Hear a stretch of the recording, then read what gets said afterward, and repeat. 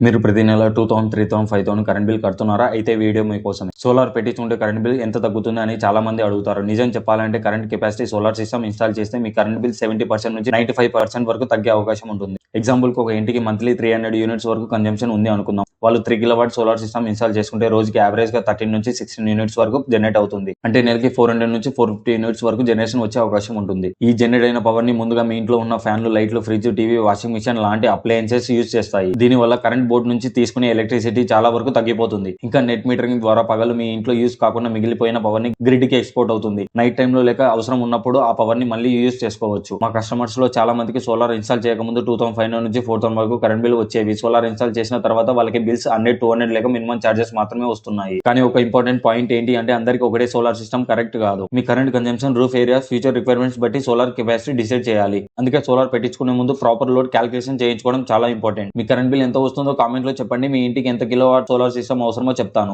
ఇలాంటి solar information కోసం మా ఛానల్ ని సబ్స్క్రైబ్ చేసుకోండి.